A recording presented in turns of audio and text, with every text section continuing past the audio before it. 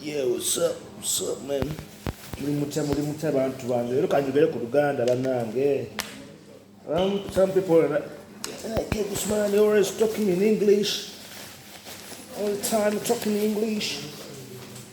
Kanjogere ku Luganda. Luganda nkyalina accent. Kaona watu wangu wakei tulimaliza story ile ya kienyeji ine. From Maharishi School of Management, Maharishi School of Management was in Tigoni, Limuru, Karambaini. That was the local village. Now I even know. Because Tigoni is the county, Limuru district, division of Kiambu. Anyway, the story came to an end. That's what I want to tell you. The story ends in Mombasa, and the Kenyan beauty goes to the US, innit? She goes. So, August, September, October, November. That's about 4 months. So I've written the story. The story is done. It's dusted. The manuscript, I've got it. So in the process of writing the story, what you didn't know, I had a few ideas that wave around. Even to be able to kutambulira kono gaga, idea. Nina story jengendo bawa bajita Love with a Campasa at the Steers restaurant. Those who don't know, I don't think you'd go way back, 1997, 96.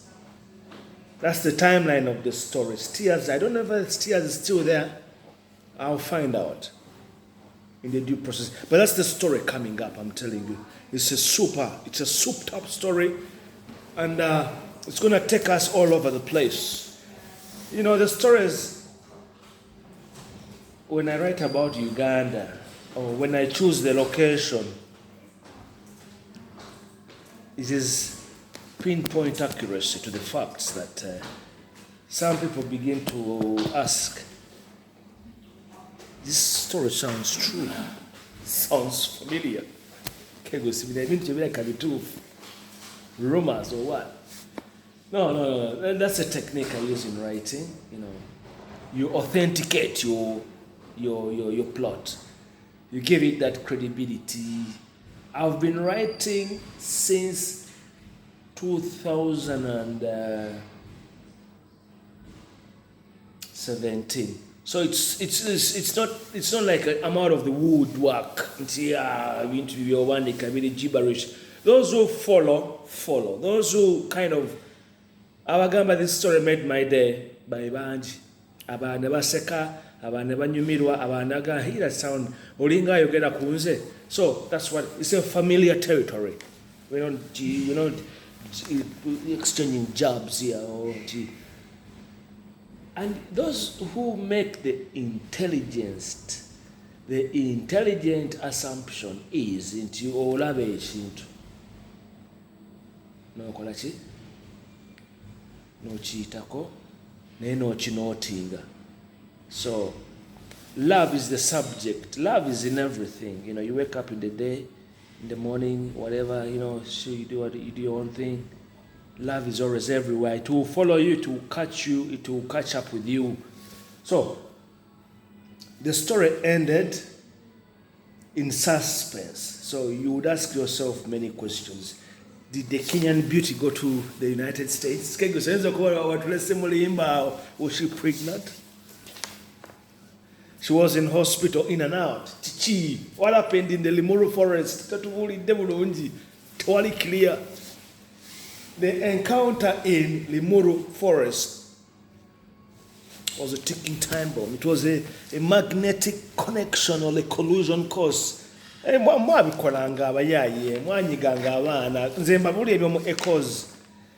Echoes horizons sigenda yo kubanga abana lwaki bakiyitanga kinya. You don't know these things. I can put a file here and you guys This is gonna explode in your face.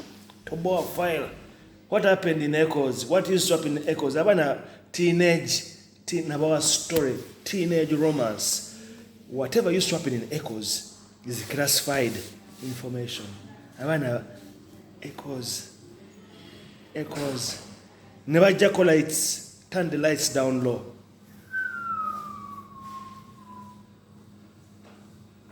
I can tell you. That's a very long time ago, 1988, 89. Yeah, twegwako ne tukahaneke gusi. Wali kabaka waffe. Abaana beekolanga ebintu mwekoze. Tuveeyo. So, tugenze amasomero, tusomye. We've had a good time. Fe twasomera ku merit system, you have to get your grades to get to the schools. Tebyali mu kugulirira. So, you are worth it. Me, I went to Mwiri. I should have gone to SMAC.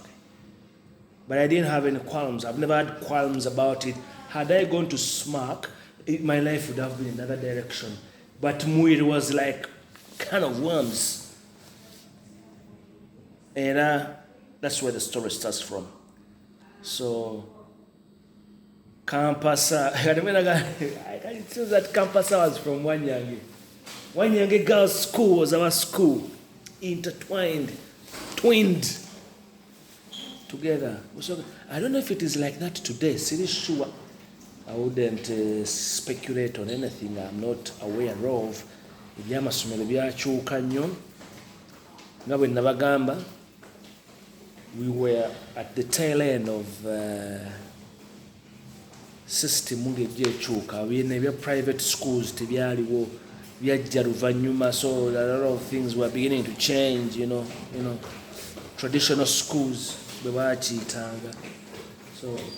So all the stories are based on, of course, Kenya kiri, it's out of the box, Kenya was Kenya nagendayo because of my mom. She didn't want to see me around Uganda. She knew me. She knew no matter. I was a very, very clever boy, but I was not steady. So going to Kenya, I bring you the story. My maiden voyage to Kenya 1994. This is an exclusive that has ended. From love, from Maharishi with love, mapenzi yenyewe. It's a true story, people. See, I'm not going to chastise that. Come on, she knows it. Specially requested. Of course, I give it a tailspin and and she laughed. You know what she told me? She said, I can't believe these things happened all those years ago. I said to her, what do you mean? What do you mean? What are you talking about? I don't remember. Of course, temumumanyi ndiyo mimi pia tu peke moja namjua. Kama labda na baba na husband yake ajoi. But this is what I mean. These are stories from the past, freshly baked. Nabagamba. History is written by the winners. Awangula yawandika history. So I can write these stories the way I want them. I can tell these stories the way I want them. Sweet old tales. And they're beautiful, If you love what you're reading, you laugh about it. And about office romance.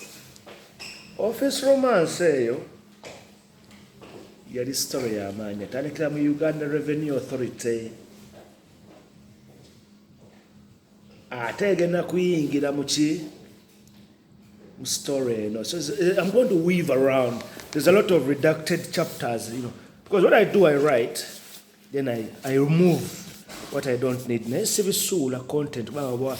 It's a brainwave, you dig deep and then you write 4,000 words. Easy 4,000 words easy, you can nail that in 45 minutes. That's an essay. Then you go through and then plotline uchitereza. So, Mwiri, I've talked about Mwiri many times. My 4 years in Busoga College, Mwiri. Shout out to OB Dennis Kajubi, my OB Pasemulamba. Abo bali mu Bro House, they used to save me a lot. Nabeeranga nnyo mu trouble. Baali ba senior students and we used to get around. Akati some of us who were very lucky, who were very privileged, ndi essomero lyalinga litumanyi. I was always an inch away from a suspension. Prefects bamponyanga on any matter. Late coming, blah blah. Not on academics. It was never, there was a word on academics nalisiriwo. There was always disciplinary measures on anything. This is school, the old Victorian system of education. Colonial, innit? Colonial education. Soma. So you kela kusaba, kwalachi, preps and all that. We didn't even need preps. We never used to need preps. For what? So that was school back then, and raiding and Mwiri netugenda okuraiding nabagamba okuraiding, and you go to Wanyange mugenda ku lusozi ne mutunulira domito z'abawala, nothing ne bavaayo ne mubeera kawo kiro ne baddayo nothing. It wasn't anything. No. It was always sanitized. Not in timwagendanga ne mu having a sex nabo tebyalingawo. Twatyanga nnyo, slim yali everywhere. There was AIDS, man. Disease was everywhere. But of course, for the fun of it, era ba OB betwagendanga naye bagiketaga naye kegusitwarwa mwakiriranga wansi mu salvo at 2 a.m. in the night, in the pitch darkness. You go Wanyange first.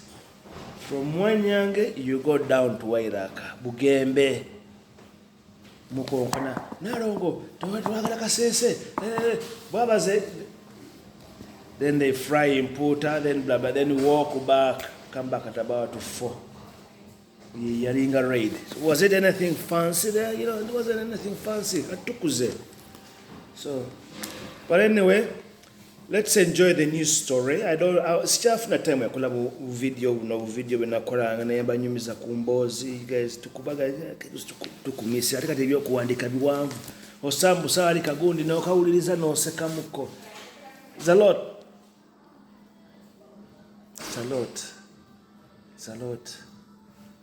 So, love with a campasa at the Steers restaurant, 1997, is going to be a very good read. You're going to really have a spin around Kampala. This time even it's going to be very much deeper. You might even think, yes, of course, she's there, she's grown up, before I write these stories, I seek consent. I am writing a story. People say, I know your stories. It might fall in line. You're going into unknown, charted waters, territory. So, like the Kenyan story. Alikuwa anajua ni yeye mwenyewe aliniomba niandike hiyo story. She's the one who told me, I'm being left out in your stories, man. Write something. So I write. But I don't tell you the person. You don't need to know the person. So, very powerful families in Kenya. They are very, very powerful. Are you talking of families? You've read the story, everything I shared. Very, affluent. What is the affluent families? Like innocent people with money. And that's what people look at. You get the affluence is being class. You go to Google Tigoni, the wealthiest part of Kenya. Tigoni Limuru. That is it. Then you will see the images of the houses in that area. Then you ojakutegera kegusembozi janyumya ati ekireke kyali kinene kino yali ku mwana wa mugagga. You know, that's what I'm saying. So from my How with Love, now we are going to love with a Campasa at the Steers restaurant. That's where we meet. Remember, that is this. But the stories, I'll bring the story to that point. Don't panic. It's going to come to that point. And then you'll see the full picture with the hustle. Nabawa, the real hustle of Kampala. Kampala, najirimu in and out. Sina usimani. Wana hustling in Kampala, ngatukola said. Good money, said is a hustle. Hustle. Say deal, that's different. Hustler. If I have 10M here, and then by the end of the day, I have 20M, mbanchi kozentia. Mbanzi zizade. And when I go to casino, we find in my casino, we know get a casino. Campus. Tino reporting. Fetu atandika benching nabagamba benching ye makerere Africa whole bani tukole abana shopping ile twasasuya na school fees. Today I don't know what the girls want. Mpulira sichigo ikund bagamba apartment ze baba sasulira kati abana abo bavuddewa abatera na wasula kiraba kati fe bano back then, because it was merit government system, they have everything. But her problem was social mutwala out mwanje, social kumutwala kwa wale tips, KFC, come chips, chaps, chicken. I am going to explode with this story. Wait, you're going to see. I'm going to run with it. So you don't expect to hear things like apartment, no.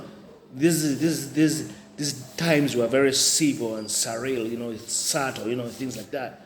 You go on the bench, chill, omwana nakutuza ku buliri bwawo, nakufumbira ne kachai, nafumba chai, naitana bu biscuits. I tell you, Campus, makerere yo, we shake it. That is the story, Campasa. Ngaba nakufumbira chai, olusi nga balidde maramu kijanjalo n'akawunga then nakalyako kubanga omanyi you have to get atadde buketo wali naffe twabashikolelanga shopping twabijjanga Nairobi nomala n'omufanishingira karumuke nomuletea blankets wine blankets zebajjanga China, those Chinese blankets nayala ku buliri. You know everything is going to come in the story. Everything. She's there. She's very powerful. No, she's there. She's got a very nice job.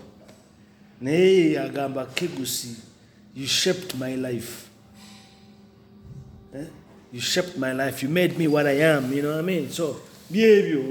Mama acknowledge nebukuba mungana mugayi. That's our man. That man is. Nawa kulabango bulabi kwanza nayingiranga mu Africa Hall. No, from CCE she moved to Nemugamba Afuna Hall esinga kuna damuchi mu Africa Hall. Makerere, we're talking of Makerere now. So that is the story. Warm yourselves up. This is many years ago. Today it is not applying for today. There are so many universities, there's so many students, and the demands, the life has changed generation in Dara. So I leave you guys out. Sharpen your expectations. And what is coming is going to be very nice. Story.